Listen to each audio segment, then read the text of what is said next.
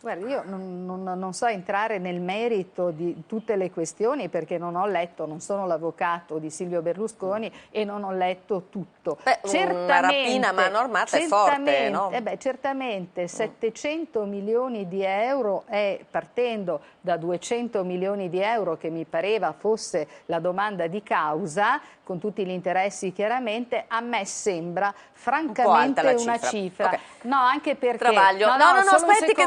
In primo grado non c'è stata una perizia, non c'è stata una consulenza tecnica che stabilisse Onorevole l'importo di questa Casellati, sono le cifra. 9:10, Travaglio. Tu hai scritto che è vero, una rapina a mano armata, ma in senso diverso. Sì, l'ha fatta lui la rapina a mano armata.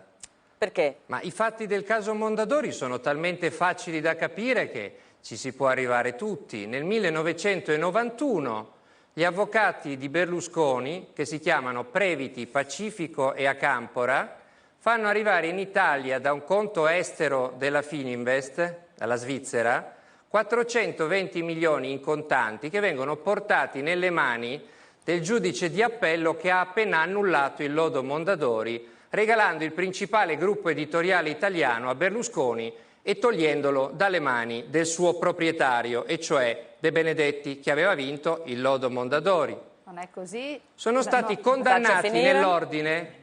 Sono stati condannati nell'ordine l'avvocato Previti, l'avvocato Acampora, l'avvocato Pacifico che corrompevano il giudice e il giudice Vittorio Metta che si è fatto comprare per vendere la sentenza Mondadori.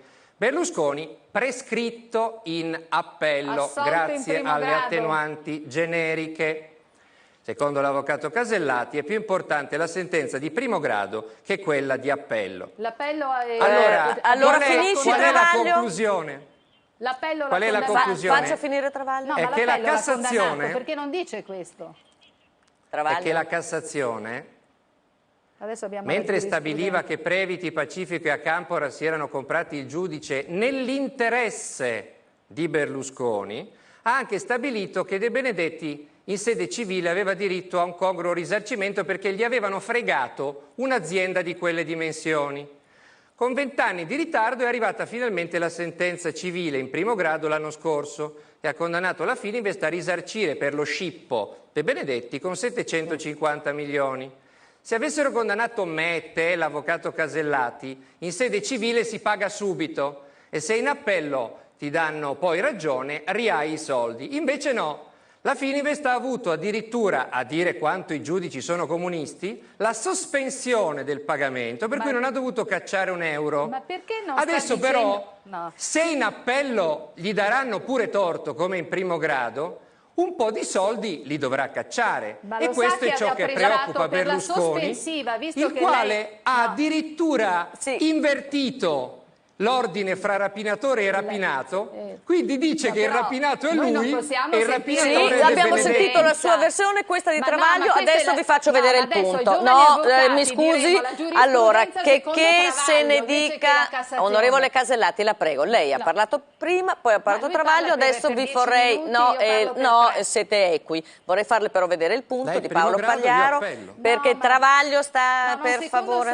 Solo una cosa, adesso vi faccio dare il punto. Una fideiussione significano sì, soldi perfetto, e aspettiamo entro i primi di maggio, aspettiamo la sentenza sul lodo Mondadori e vorrei farvi vedere il punto di Paolo Pagliaro perché la parola, abbassate l'audio, la parola più gettonata in questi giorni non è giustizia, ma un'altra, sentiamo.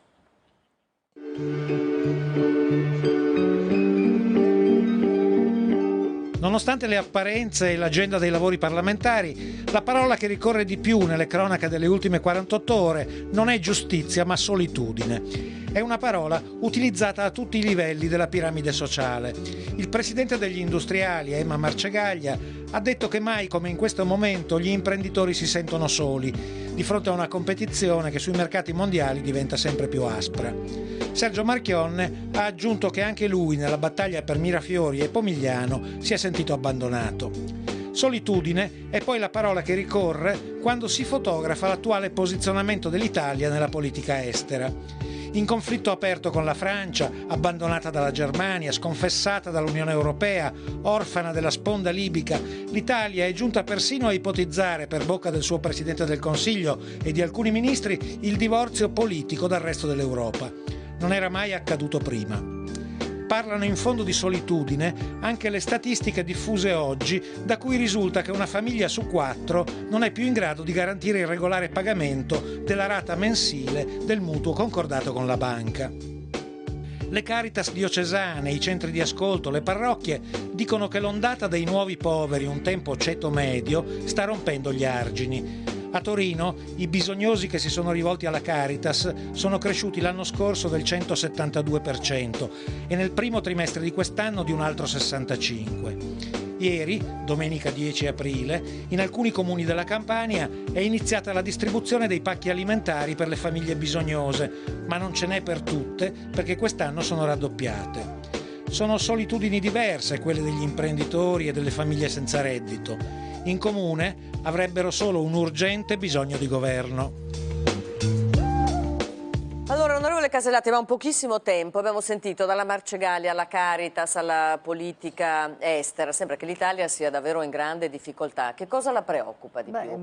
Guardi, che noi siamo in una crisi economica che è una crisi internazionale, è saputo da tutti, e che in questa crisi economica siamo quelli che con un ministro come Tremonti, che è riconosciuto come un ministro autorevole in Europa, stiamo cercando di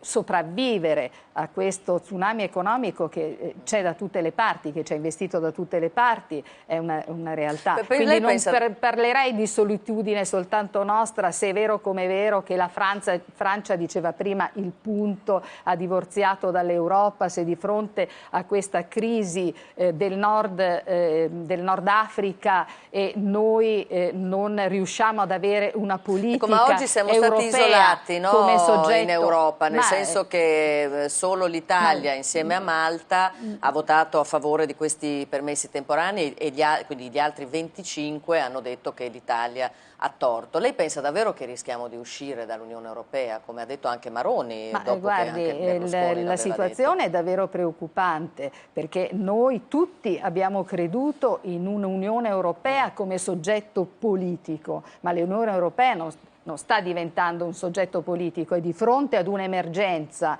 delle dimensioni di quella attuale, con un popolo che sta arrivando da noi perché siamo i più vicini ovviamente alla costa africana in una quantità innumerevole, sono persone, alcuni sono povera gente che ovviamente è arrivata da noi, che cosa andrà a fare? Non ci si richiama ad un senso di responsabilità, perché è così per l'immigrazione di carattere internazionale. Questo davvero fa venire i brividi. Travaglio, tu pensi davvero che l'Italia, cioè rischiamo di uscire dall'Unione Europea? Insomma, il Capo dello Stato oggi si è detto anche molto preoccupato, no? Non bisogna pensare a vendette e ritorsioni, perché comunque l'Unione Europea, se non ci fosse e non ci fosse stata, forse l'Italia sarebbe messa peggio, o no? Ma su questo non c'è dubbio. Il problema è che noi minacciamo gli alleati di uscire dall'Unione Europea, mentre in realtà noi siamo una delle palle al piede dell'Unione Europea. Quindi l'Unione Europea non avrebbe nessuna conseguenza drammatica dall'uscita dell'Italia, ce l'avrebbe l'Italia. Questo ha sempre reso particolarmente comico, anzi tragicomico, questo continuo attacco da parte della Lega, ma anche spesso di Berlusconi. Ricordiamo quante volte disse che l'euro era stato un disastro, che era tutta colpa dell'euro, eccetera. Beh, forse se fossimo stati un po' più europeisti come eravamo quando a rappresentarci non era questa barzelletta ambulante, ma era De Gasperi, che era addirittura uno dei fondatori dell'Europa, forse l'Europa ci tratterebbe un po' meglio se non l'avessimo presa a pesci in faccia negli ultimi 20 anni con insulti e sciocchezze come quelle sull'euro, eccetera, eccetera. Il cambio dell'euro a 1936, finisci Travaglio, poi devo chiudere. Il cambio dell'euro fu opera di Prodi in ogni Europa. caso, Prodi e Ciampi, quei due pericolosi incompetenti, avessimo avuto questi geni che ci sono adesso, esatto. Purtroppo meglio. Non avevamo questi geni della finanza che ci hanno regalato tante soddisfazioni dal punto di vista finanziario. Ma quello che volevo dire è che non c'è nessuna emergenza biblica, non c'è nessun esodo biblico. Abbiamo avuto dall'inizio dell'anno a Lampedusa sbarchi pari alla metà di quelli che c'erano stati nel 2008. Sono sbarcate circa 20.000 persone. Ricordo che la Germania, dopo la crisi dei Balcani, ha assorbito 450.000 immigrati senza rompere le scatole a nessuno. Ci resta da capire allora perché non li vogliono. Forse perché ne hanno già abbastanza. Devo chiudere. Perché noi siamo il paese d'Europa che ha meno stranieri. Mi noi dei grandi paesi d'Europa. Devo chiudere. No, basta guardare i dati, siamo il grande paese d'Europa, quello che ha meno stranieri. Di stranieri ne ha più la Francia, ne ha più la Spagna, ne ha più la Germania, ne ha più l'Austria, ne ha più l'Inghilterra. Grazie Marco Travaglio, grazie onorevole Casellati. Devo assolutamente chiudere, chiedo anche scusa a Gad Lerner perché siamo un po' in ritardo, ma gli do senz'altro la linea a lui e al suo infedele. Grazie, noi ci vediamo domani 8:30, arrivederci.